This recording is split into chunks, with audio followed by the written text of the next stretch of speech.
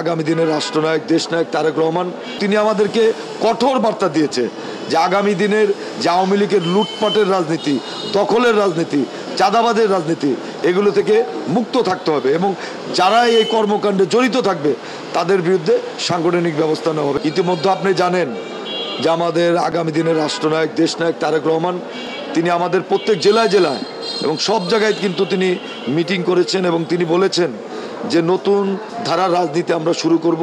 ছাত্র জনতার যে গণ অভ্যুত্থানের মধ্যে দিয়ে রাজনীতির যে একটা নতুন অধ্যায় সূচিত হবে আমরা সেটাই করব। এবং তিনি আপনারা জানেন যে অভ্যুত্থানের পরেই তিনি আমাদের নির্দেশ দিয়েছিলেন আমরা প্রত্যেকটা সংখ্যালঘুর বাড়ি বাড়ি কমিটি করে পাহারা দিয়েছি এবং আমরা প্রশাসনকে সর্বাত্মকভাবে সহযোগিতা করেছি।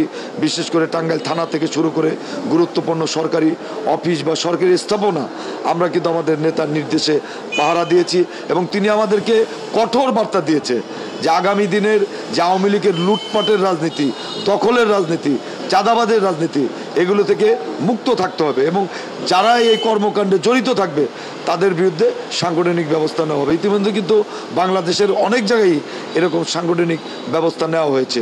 তিনি বলেছেন যে দলের নেতাকর্মী যে আমার যতই ঘনিষ্ঠ থাকুক, যতই ত্যাগী থাকুক, দেশ বিরোধী দল বিরোধী কোনো কর্মকাণ্ডে লিপ্ত হলে দল তাকে ক্ষমা করবে না।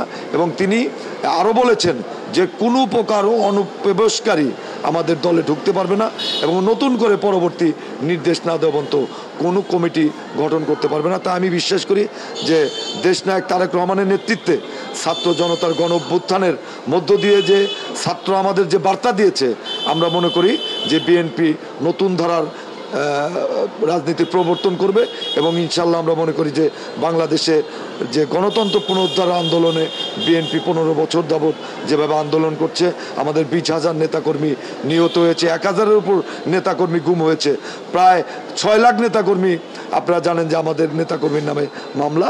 আমরা মনে করি যে বাংলাদেশ হবে বিশ্বের একটা গণতান্ত্রিক মডেল এবং ভোট এবং ভাতের অধিকার প্রতিষ্ঠা করব আমরা দেশনায়ক তারেক রহমানের নেতৃত্বে।